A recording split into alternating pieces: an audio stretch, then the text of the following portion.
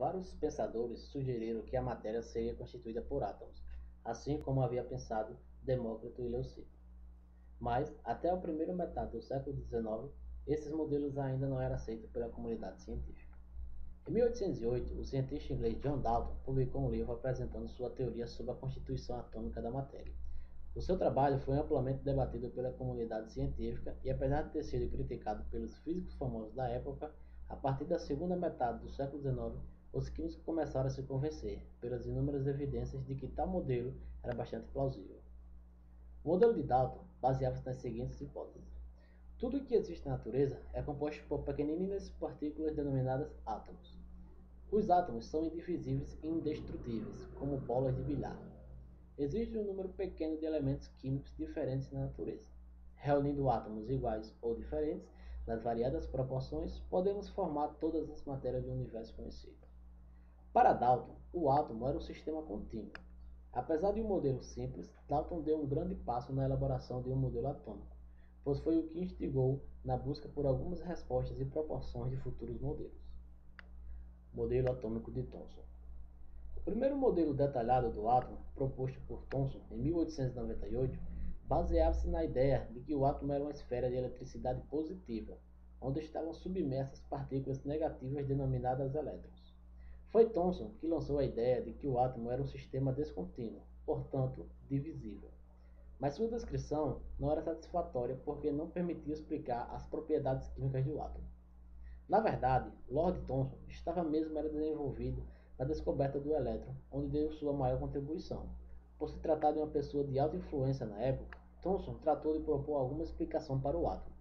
Seu modelo, conhecido como pudim de passas, já que o átomo seria uma massa compacta com cargas alternadas em seu interior, foi muito infeliz mesmo para sua época e não teve muita contribuição como modelo atômico propriamente. Modelo atômico de Rutherford. No final do século XIX, o físico neerlandês Ernest Rutherford foi convencido por Thomson a trabalhar com o fenômeno tão recentemente descoberto, a radioatividade. Seu trabalho permitiu a elaboração de um modelo atômico que possibilitou o entendimento da radiação emitida pelos átomos de urânio, rádio e polônio. Aos 26 anos de idade, Rutherford fez sua maior descoberta. Estudando a emissão de radiação de urânio e do tório, observou que existem dois tipos distintos de radiação. Uma que é rapidamente absorvida, que denominamos de radiação alfa, e outra com maior poder de penetração, que denominamos radiação beta. Ele descobriu que a radiação alfa é atraída pelo polo negativo, enquanto a beta é atraída pelo polo positivo de um campo elétrico. Em seus estudos, foi mostrado que as partículas alfa são iguais a átomos de hélio sem elétrons, e que o baixo poder de penetração se deve à sua elevada massa.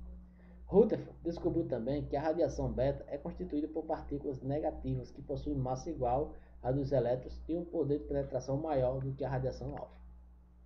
Em 1909, o aluno de doutorado de física Jonas Wilhelm Geiser e o professor inglês Ernest Mudge, sob a orientação de Rutherford, trabalharam em um aparato experimental que possibilitava a observação da trajetória das partículas alfa.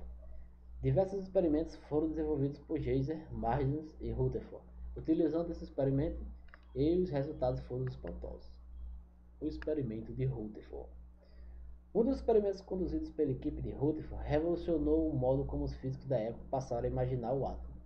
Foram bombardeadas finas lâminas de ouro para o estudo de deflexões de partículas alfa.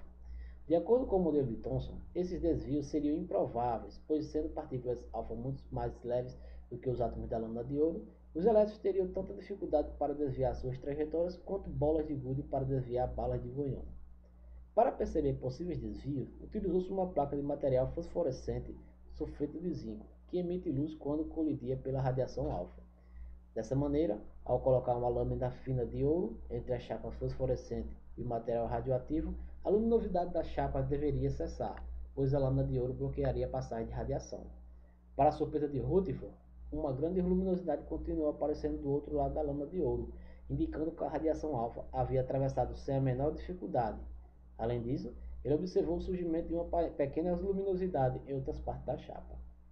Isso evidenciava que a trajetória de uma parte da radiação alfa era desviada por algo na lâmina de ouro.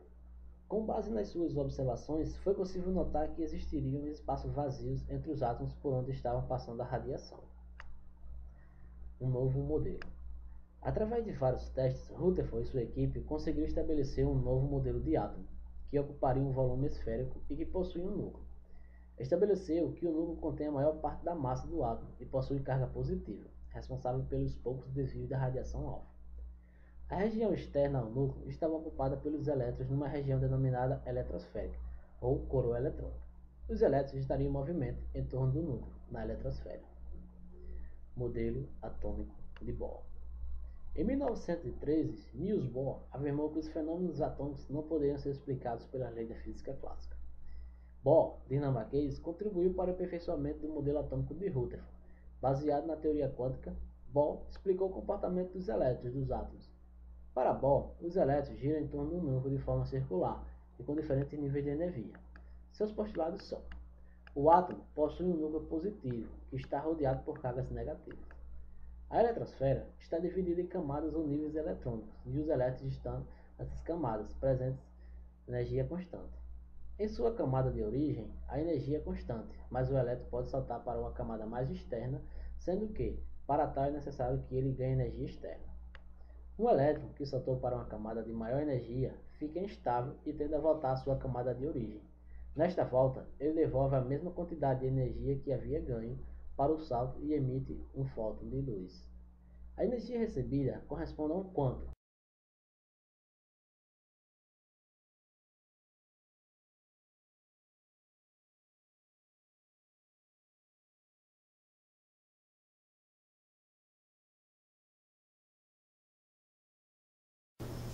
Bom, pessoal, esse aparato que está montado aqui na bancada tem por finalidade mostrar a espectroscopia da lâmpada de mercúrio. Neste experimento, vamos utilizar os seguintes instrumentos: uma fonte elétrica, uma lâmpada de vapor de mercúrio e uma rede de difração. Daqui da lâmpada de mercúrio sai um feixe de luz em direção à rede de difração. Ok? Essas cores que estão aqui, elas estão no espectro visível, pois os comprimentos de ondas estão em 400 e 700 nanômetros. Do lado esquerdo, não é visível a olho nu, pois os comprimentos de ondas são maiores, por exemplo, ondas de rádio e ondas de TV. Do lado direito do espectro estão os comprimentos de ondas menores, que também não são visíveis a olho nu, que tem como, por exemplo, os raios ultravioletas e os raios X.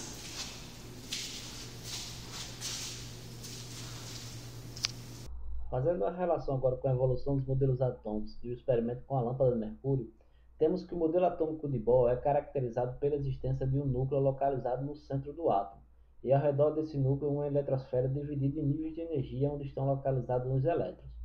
O espectro de linha de um elemento consiste em fótons com energia específica emitidas pelos átomos desses elementos. Todos os átomos isolados de um elemento possuem os mesmos níveis de energia, mas átomos de outros elementos apresentam conjuntos diferentes. No modelo atômico de Bohr, os átomos fazem uma transição de um nível de energia mais alto para outro nível mais baixo, quando são aquecidos ou submetidos a uma descarga elétrica, tudo isto emitindo fóton. No experimento apresentado, a lâmpada de mercúrio sofre uma descarga elétrica. Essa descarga faz com que os átomos fiquem excitados, ou seja, os átomos de mercúrio estão absorvendo energia e em seguida emitindo radiação, luz. Este feixe de luz que é emitido pela lâmpada passa por uma rede de difração, onde essa luz é difratada, projetando o espectro visível da lâmpada de mercúrio, que o seu comprimento de onda está entre 400 a 700 nanômetros.